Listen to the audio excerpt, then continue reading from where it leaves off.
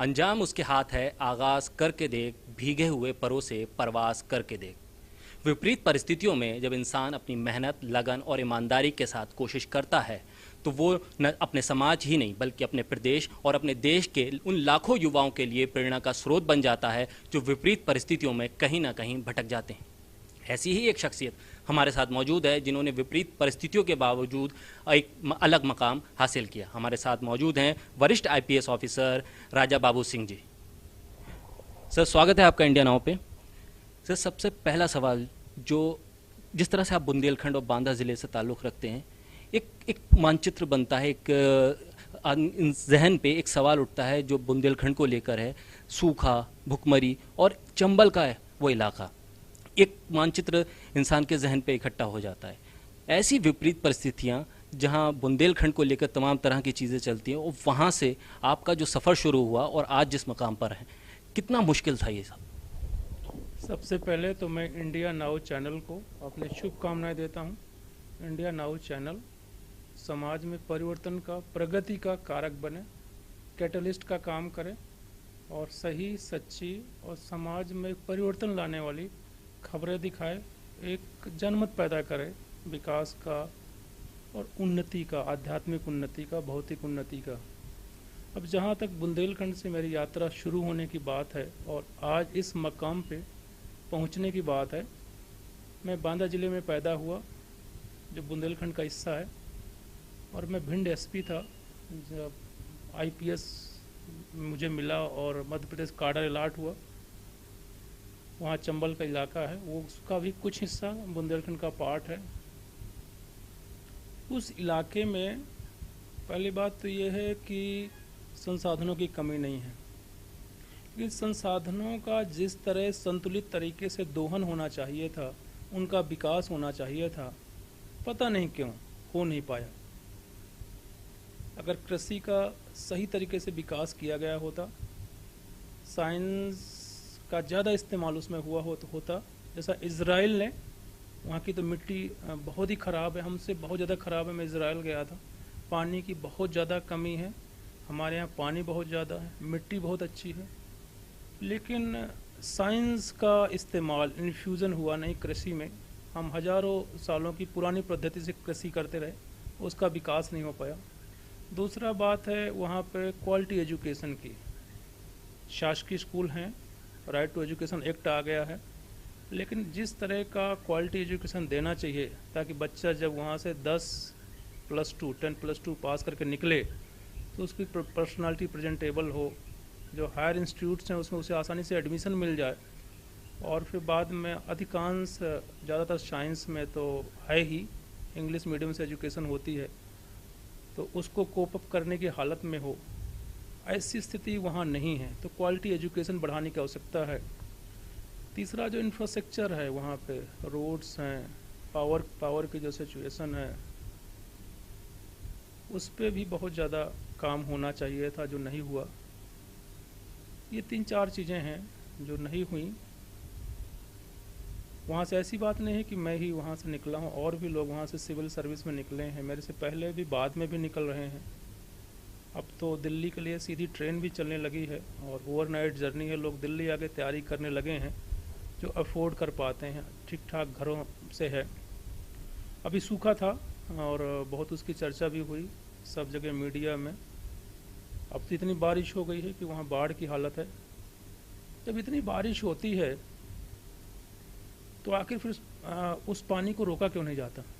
मैं पिछले 4 सालों से, जब से मैं इस सामाजिक सेवा के क्षेत्र में मुड़ा, इस बात के लिए लगातार प्रयास कर रहा हूँ कि बारिश के पानी को रोका जाए। बहुत सारे प्रयास हुए हैं। पहले वहाँ तालाबों की संस्कृति हुआ करती थी, महोबा और उसके आसपास। अनुपम मिश्र की एक किताब है, आज भी खड़े हैं तालाब। ये नेशनल साइंस कांग्रेस, शायद यही नाम है, जो सुनीता नारायण वगैरह ने ये ग्रुप बना रखा दिल्ली में। इन्होंने कई किताबें पब्लिश की हैं। एक किताब है उनकी, मेकिंग वाटर एवरीबडीज बिजनेस। उसका आखिरी निष्कर्ष यही है कि अगर किसी के पास 10 बीघे ज़मीन है तो उसमें से आधे बीघे में तालाब खोद ले, उसमें बारिश का पानी भरेगा, साल भर उससे निस्तार के लिए पानी मिलेगा और वाटर टेबल रिचार्ज होगा। अभी वहाँ एक जखनी गांव है बांदा ज़िले में, काफ़ी अच्छा काम किया है वाटर कंजर्वेशन के लिए। एक कोई पांडे लड़का है, उसे वाटर मैन ऑफ बांदा कहा जाने लगा है।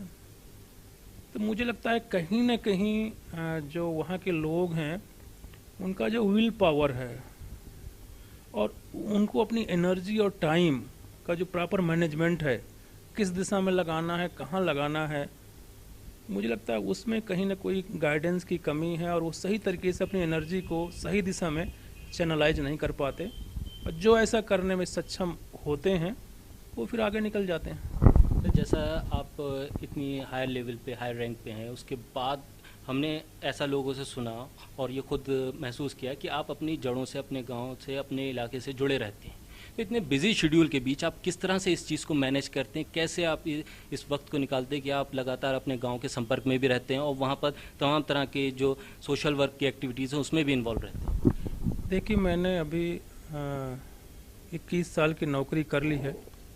अभी 12 साल की मेरी नौकरी और बकाया है और 2 प्रमोशन बचे हुए हैं, एडीजी और डीजी का। अभी मेरी नौकरी ख़त्म हो जाएगी, 60 साल की उम्र आ जाएगी, मैं रिटायर हो जाऊंगा, फिर एक दिन मौत आ जाएगी।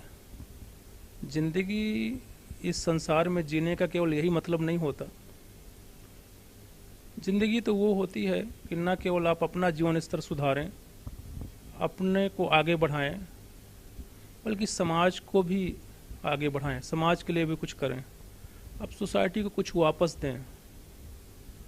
अगर आपने ये नहीं किया तो फिर एक कीड़े मकोड़े की ज़िंदगी और आपकी ज़िंदगी में क्या फ़र्क पड़ा। ये अच्छा था कि आप बहुत अच्छी जगह रहे, लेकिन मुझे लगता है कि उसी का जीवन सार्थक है, उसी का जीना है जो दूसरों के लिए जीता है, समाज के लिए जीता है, समाज के लिए कुछ करता है।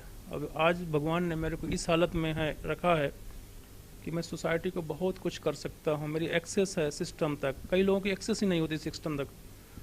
उस एक्सेस को किस तरह दूसरों की बेहतरी के लिए इस्तेमाल करना है ये मैं जानता हूँ और मुझे इसको करने में अच्छा लगता है, लोगों को भलाई करने में, लोगों को प्रमोट करने में। ये शुरू से मेरे अंदर ये चीज़ें रही हैं और मतलब मुझे ये अच्छा लगता है। सर, जिस तरह अभी एक वीडियो हमने देखा जिसमें आप एक गांव में गए हैं, किसी कैंप का उद्घाटन कर रहे हैं, उसमें आप जिक्र कर रहे हैं कि 11 साल पहले एक लड़का इसी मेले में आता था और मेले को देखता था और अगली साल फिर उसका इंतज़ार करता था। वो क्या कुछ वाकया है? अरे बहुत ही मेरी यात्रा थी, गांव से मैंने शुरू किया यात्रा। बहुत ही छोटा सा गांव है पचनेही करके, पैदल जाता था मैं गांव के स्कूल में पढ़ने, कक्षा 5 तक पढ़ा। मेलों ठेलों में वहाँ जाता था, 3 किलोमीटर चल के बस स्टॉप पे जाता था, बस का इंतज़ार करता था। फिर बांदा रेलवे स्टेशन पे जाता था, वहाँ बैठा रहता था, रेलवे का ट्रेन का इंतज़ार करता था, झांसी जाता था, वापस आता था, रात को उतरता था सुबह 3 बजे 2 बजे बुंदेलखंड एक्सप्रेस से। फिर बांदा स्टेशन के सामने एक मन्नूलाल अवस्थी धर्मशाला है, उसके बगल में एक पान का डिब्बा था, उसके पीछे सोता था। ये सब पुरानी कहानियां हैं और मेरा ये सफ़र रहा है और आज इस भी हालत में हूँ कि इस पोजीशन में हूँ, इस मकाम पे हूँ। मैंने बहुत सुख भी बहुत देखा है और विदेशों में मैंने यात्राएं करी हैं। टोक्यो में मैंने इंडिया को रिप्रेजेंट किया है पुलिस कमिश्नर के कॉन्फ्रेंस में। ये मेरा अपना सफ़र रहा है और मैंने उसको बड़ी शिद्दत के साथ महसूस किया है, एंजॉय किया है। लेकिन ना तो मुझे उसका कोई रंज है, ऐसा ही परमात्मा ने मेरा एक मार्ग नियत कर रखा था। आज मैं जहाँ भी हूँ खुश हूँ और उससे ज़्यादा खुशी इस बात को लेकर के है कि मैं समाज के लिए कुछ करने में सक्षम हूँ और ये समाज के लिए जो मैं कर रहा हूँ उससे मुझे खुशी मिलती है। मैं किसी फ़ायदे के लिए, किसी वाहवाही के लिए नहीं करता, ये बहता है मेरे से, नेचुरली बहता है। जैसे पानी है उसका उस बहेगा ही एक बहाव की तरफ, कैचमेंट की तरफ। मेरे अंदर से बहता है ये। सर, जिस तरह से आप तमाम मुश्किलों को पार करते हुए यहाँ तक पहुँचे, जिस वक्त आपने ये तैयारी शुरू की आईपीएस के लिए, आपने जब इरादा किया, जैसा अभी हम आजकल देखते हैं तमाम तर सुविधाएं उपलब्ध हैं, इंटरनेट मौजूद है, कोचिंग मौजूद है, तमाम तर लाइब्रेरी, लेकिन वो दौर, जिस दौर में आपने इस चीज़ की शुरुआत की, इतनी सुविधाएं उस वक्त मौजूद नहीं थी, वो क्या चीज़ थी, वो क्या इंस्पिरेशन था जिसने आपको मोटिवेट किया कि इस तरफ आना है? मैं इलाहाबाद विश्वविद्यालय आया था। इलाहाबाद विश्वविद्यालय में आकर के ही मुझे पता चला और मैंने संकल्प लिया कि मुझे सिविल सर्विस निकालना है।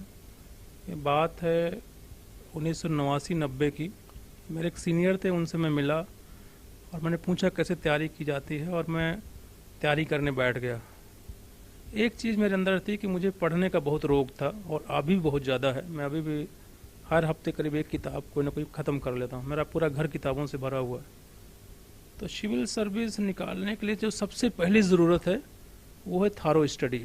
अगर किसी व्यक्ति को थारो स्टडी है और इसके बाद फिर इतना कम से कम शार्पनेस होना चाहिए वो उसको इस एग्ज़ाम के टेक्निकलिटीज़ पता हों कि किस पोर्शन को एग्ज़ाम के 15 दिन पहले 20 दिन पहले कितना टाइम देना है, क्योंकि बाद में फिर क्वेश्चन अटेम्प्ट करने के लिए टाइम बहुत कम मिलता है।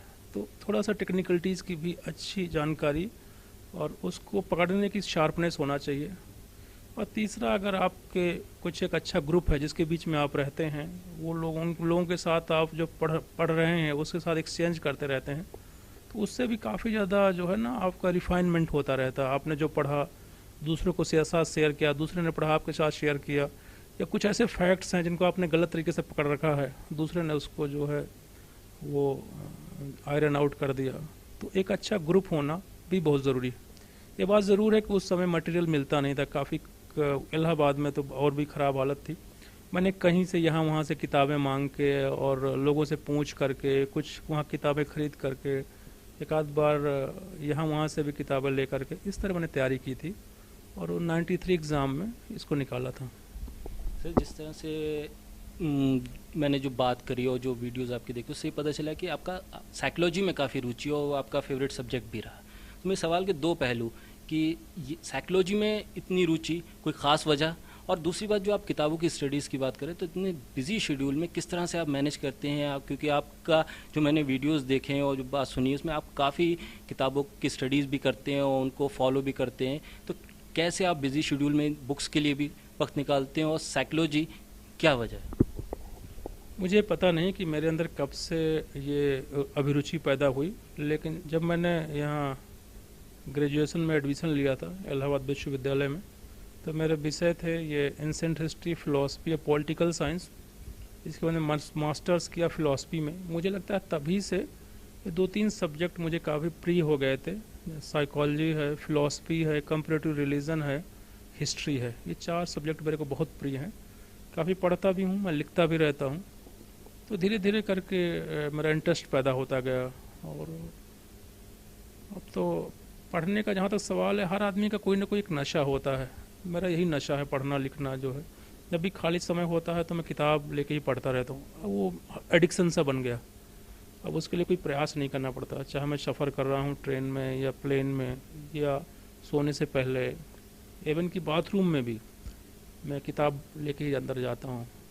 तो नशा है, अब एडिक्शन बन गया है इसके। सर, जिस तरह से अभी हम देख रहे हैं कि हर चीज़ें डिजिटलाइज हो रही हैं, इंटरनेट पे आ रही हैं, तो आप किताबों के शौकीन, और जिस तरह से देखा जाता है लाइब्रेरियाँ सीमित होती जा रही हैं, किताबें कहीं ना कहीं इंटरनेट की शक्ल में हमारे पास वेब पेज पे अवेलेबल हैं, तो कितना नुकसान हो रहा है इससे, या आप इसे समझ रहे हैं कि इससे कुछ फ़ायदा भी पहुंच रहा है, क्योंकि लाइब्रेरियाँ खाली हो रही हैं और लोग एक्सेस कर रहे हैं इंटरनेट पे?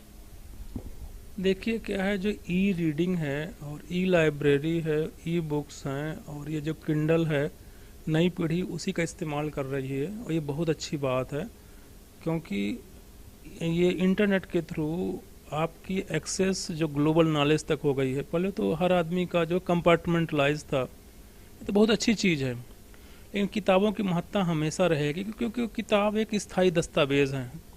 आपने हो सकता है करप्ट हो जाए आपकी फाइल जो है, या हार्ड डिस्क में करप्शन आ जाए, लेकिन किताब एक बार प्रिंट हो गई तो वो तो बाउंड होकर के रखी रहेगी। तो किताबों की अपनी अलग महत्ता है और ई नॉलेज की अपनी अलग महत्ता है, दोनों एक दूसरे के पूरक हैं। और लेकिन जहाँ तक मेरा सवाल है, मुझे किताबों से ही पढ़ना अच्छा लगता है। मैं करीब हर हफ्ते एक किताब अपने पॉकेट से ख़रीदता हूँ, और अक्सर अधिकांश तो वो तो मेरे पर्सनल कलेक्शन में है। मेरे 2-3 जो घर हैं सब जगह किताबें भरी हैं, और कई किताबें तो मैं पढ़ करके मित्रों को बांटता रहता हूँ। तो मेरे को तो कागज़ के पन्ने छूना में एक मज़ा आता है, लेकिन जो युवा पीढ़ी है वो ई लर्निंग कर रही है, ई नॉलेज गेन कर रही है, ई लाइब्रेरी का इस्तेमाल कर रही है, जो एक वेलकम कदम है। और इससे क्या है, आपकी और जो नॉलेज एक्सेस है ग्लोबल लाइब्रेरी तक है, ग्लोबल नॉलेज तक है। अब तो गूगल ऐसा है या दूसरे भी जो ब्राउज़र हैं, कोई भी चीज़ जानना चाहते हैं तो आप तत्काल उसे टाइप करिए, आपको मिल जाएगा। पहले तो ये हालत नहीं थी, अगर आपको कोई चीज़ पूछना है समझ में नहीं आ रही तो या तो आप किसी टीचर से पूछो, किसी अच्छे फ्रेंड से पूछो। अब तो कोई मतलब एट द क्लिक अवे हर चीज़ उपलब्ध है, तो ये तो बहुत अच्छी बात है। तो जिस तरह किताबों की आप बात कर रहे हैं, तो कोई ऐसी फेवरेट बुक या राइटर जिसको आप ज़्यादा पढ़ना पसंद करते हो? देखिए, 2-3 फिक्सन है, मैं उसने उन्होंने मेरे को बहुत प्रभावित किया। मैं जैसे ग्राहम ग्रीन का the power and the glory है, मैं उसको 2-3 बार पढ़ चुका हूँ। जेम क्वेटजी का डिसग्रेस है, वो बहुत अच्छा है, उसको भी मैंने कई बार पढ़ा। फिर अ हाउस फॉर मिस्टर विश्वास है, B.S. नॉयपॉल का, वो भी बहुत अच्छी बुक है। फिर मिडनाइट चिल्ड्रन है, सलमान रश्दी का। ये कुछ किताब बहुत अच्छी। अभी हाल में ही मैंने एक चाइनीज़ राइटर की किताब, यो मैन एक राइटर है, पो करके, POW बुक पढ़ी, बहुत ही अच्छी बुक है, उनको भी नोबल मिला है। तो बहुत अच्छी अच्छी किताबें उपलब्ध हैं। तो जिस तरह आपकी सर्विस रही, तमाम इलाकों में आप रहे और अब ITBP में, तो ITBP में एक IG के पद पे तैनात होने के बाद किस तरह का प्रेशर तो एक रहता है, तमाम तरह की सिक्योरिटी आपको देखनी पड़ती है, उस निगरानी भी आपके दायरे में आती है। उसके बाद किस तरह का प्रेशर होता है पूरे जॉब में कि तमाम तरह के पड़ोसी देशों से भी हमारे चीज़ें बनती बिगड़ती रहती हैं। उसके अलावा IT के थ्रू जो जिस तरह से अटैक बढ़ रहे हैं, उसको लेकर आपके ऊपर कितना प्रेशर रहता है? देखिए, अब तो मैं खांटी पुलिसमैन बन गया हूँ। किसी भी व्यक्ति को किसी पर्टिकुलर तरीके से कंडीशनिंग करने के लिए 21 साल का वक्त बहुत ज़्यादा होता है। मैं कभी नायब था जब मैंने नौकरी ज्वाइन करी थी 1994-95 में। अब तो मैं खांटी पुलिस ऑफिसर हूँ। एक नायक डेवलप हो जाता है। जैसे आप शुरू में जब साइकिल चलाना सीखते हैं तो लोग बताते हैं कि हैंडल पकड़ के रखो, सामने देखो, लेकिन इसके बाद एक जो थर्ड आई है, विजडम जो है ना, वो जागृत हो जाता है। तो हमें पता है किस स्थिति में कैसा निर्णय लेना है, और कुछ समय बाद फिर आपका जो वर्क है आपको एंजॉयमेंट देने लगता है, प्लेजर देने लगता है। तो अब तो पुलिसिंग करना एक मेरे हैबिट में आ गया है, नेचर में आ गया, और इधर मेरा डेली रूटीन बन गया। अब कहीं कोई परेशानी नहीं होती, ना कहीं कोई प्रेशर कोई प्रेशर नहीं होता। मुझे पता है किस स्थिति में किस तरह का निर्णय लेना है, और उस स्थिति में हम वैसा सही निर्णय लेते हैं। फिर एक हायरार्की है, एक सिस्टम है, एक स्ट्रक्चर बना है। मेरे से ऊपर भी सीनियर अधिकारी हैं, DG हैं, मेरे से नीचे मेरे सबऑर्डिनेट हैं जो फीड करते हैं, एग्जीक्यूट करते हैं ऑर्डर्स को। तो एक पिरामिडिकल स्ट्रक्चर बना है, तो कहीं कोई दिक्कत नहीं होती। तो जिस तरह से आपके इलाकों में, बुंदेलखंड में ख़ासतौर पे, जहाँ आप इस तमाम तरह की एक्टिविटीज़ जॉब के अलावा करते हैं, वहाँ एक सोशल वर्क तो आपका चल ही रहा है। सर्विस के बाद क्या हम आपको किसी एक नए रोल में भी देख सकते हैं? अभी क्या भरोसा, अगले क्षण का भी भरोसा नहीं है कि बाहर गई हुई सांस वापस आएगी कि नहीं। लेकिन ये बात ज़रूर है कि मेरी जो नियति है, या किसी भी व्यक्ति की जो डेस्टिनी होती है, वो तो उसे मिलती ही है। मेरे को भी प्रभु ने यहाँ पे जिस जिस रोल के लिए भी भेजा होगा, वो सारे रोल तो अदा करके ही मैं वहाँ यहाँ से वापस जाऊँगा। सर, बस आखिर में, जो युवा इस वक्त नशे की लत में है, नशा तमाम तरह का जो युवा पीढ़ी को नुकसान पहुँचा रहा है, उनके लिए क्या संदेश देना चाहिए? देखिए, नशा बहुत ही ख़राब चीज़ है।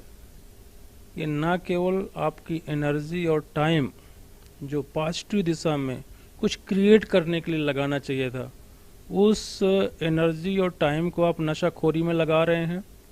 फिर आपकी जो फैकल्टीज़ हैं वो कमज़ोर हो रही हैं, और तीसरा धन का अपव्यय हो रहा है, चौथा परिवार नष्ट हो रहा है। तो नशा से ख़राब चीज़ कोई नहीं है। मैं तो उन सभी से अनुरोध करूँगा कि वो सारा पैसा जो नशे में लगाते हैं, उस किताबें खरीदने में, लोगों का भला करने में, अपने को इम्प्रूव करने में, आगे बढ़ने में, कुछ क्रिएट करने में लगाएं। समाज के लिए उपयोगी अंग बने, समाज के विकास में सपोर्ट दें। आप आए यहाँ पर इसीलिए हैं, न कि नशा करके अपने जीवन को नष्ट करने और समाज में एक बुरी छवि हासिल करने के लिए। बहुत बहुत शुक्रिया सर, इंडिया नाउ से बात करने के लिए, हमें समय देने के लिए बहुत बहुत शुक्रिया।